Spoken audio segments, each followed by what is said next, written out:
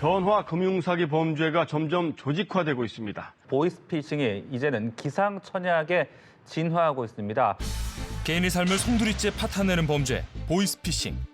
당신도 보이스피싱의 표적이 될 수 있다는 사실 알고 계신가요? 아주 싼 값으로 유아용품을 드리고 있습니다. 근데 이거 사기 아니에요? 개그 소재가 될 만큼 보이스피싱은 너무나 익숙한 범죄인데요. 그 수법이 다양해지면서 피해자는 매년 증가하고 있습니다. 설마 내 자식이 당할 줄은 몰랐어요. 전화번호, 메일, 소속, 주민등록번호까지 카드 번호까지 다 알고 있다는 거예요. 나이 많으신 저희 어머니 같은 경우는 이제 그런 부분들에 대해서 잘 모르시더라고요. 그래서 하마터면 당할 뻔했다라고 말씀하셨던 경험들이 좀 있으셨던 것 같아요. 보이스피싱 조직은 더욱 조직화, 전문화되었다 해도 과언이 아닙니다. 가정 불화뿐만 아니고 물론 이제 경제적인 문제나 또 더 나아가서 이제 이혼이나 그런 재정적인 문제에서 피해가 많은데 국가적인 차원에서 그런 법안들을 강력하게 마련해 주셨으면 좋겠습니다. 보이스피싱은 이미 오래전부터 큰 사회적 문제가 되어 왔습니다.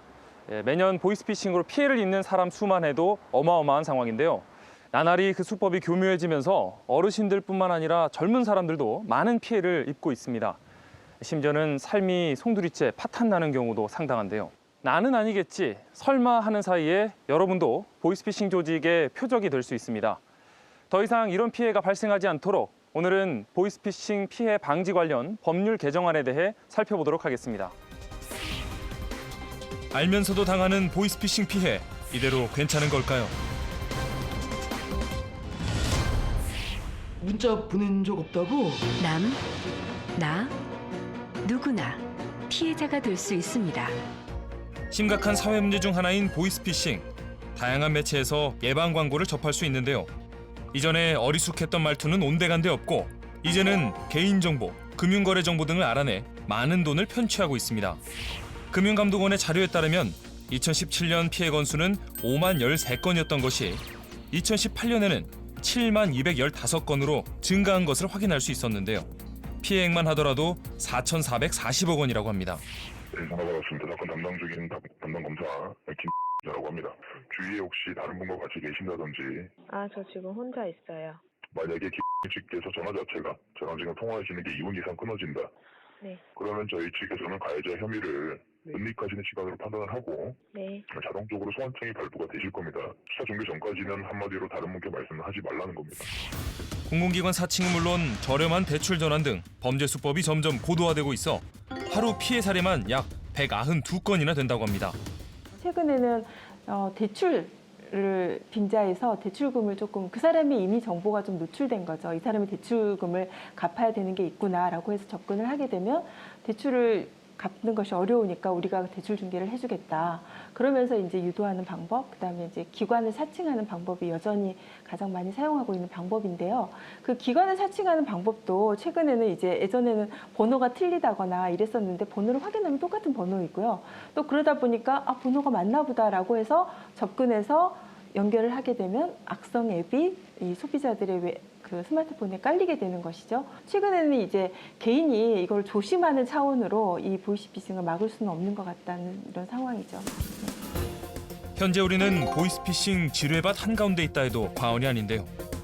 보이스피싱의 더 큰 문제는 피해자가 늘어나는 것뿐만 아니라 갈수록 그 범죄 조직의 규모가 더 커지고 있다는 것입니다. 2019년 올 상반기 피해액만 하더라도 3,322억 원. 국민들의 삶이 흔들리고 있다는 증거입니다. 보이스피싱 피해를 본 사례자를 직접 만나 이야기를 들어봤습니다. 저희 딸이 이제 결혼을 하는데 좀 혼수를 좀 더 해주고 싶은 마음이 있어가지고 좀 더 좀 해주려고 사실은 이제 우리가 이제 전에 대출은 있었어요, 은행에. 그래서 이제 그 여기저기 전화를 해보니까 대출이 안 된다 했는데도 있고 그렇더라고요. 근데 어떻게 얘네들이 전화가 와서 대출 된다 딱 그러더라고요. 전에 있던 은행에서 대출 받은 거에 3분의 1 정도를 갚으면 한 4천만 원까지 대출이 가능하다 이거예요. 그래서 했는데 그걸 이제 600만 원을 맞다고 하니까 나는 이제 입금을 시켰어요. 시키고 났더니 바로 또 전화가 왔어요. 그 걔들 측에서. 부부 합산을 하면은 이건 정부에서 지원해 주는 거기 때문에 2%대의 금리로 갈 수가 있다 이거예요. 스피커폰을 틀고서 요리해라 저리해라 하면 된다 이거예요. 그래서 스피커폰을 틀고서 걔들이 시키는 대로 해서 웹을 나도 깔았어요. 까는 순간에 이 핸드폰이 쫙쫙쫙쫙 막 여기저기 넘어가는 거예요. 이게 순간적으로 스톱 하고서 전화를 딱 끊어버리고서 그 웹을 지워버렸어요. 이놈들이 이제 잠수를 탄 거예요. 아, 당했구나. 최근에는 저희들이 이제 확인해 보면 바 미성년자들이 많이 가담을 하고 있습니다.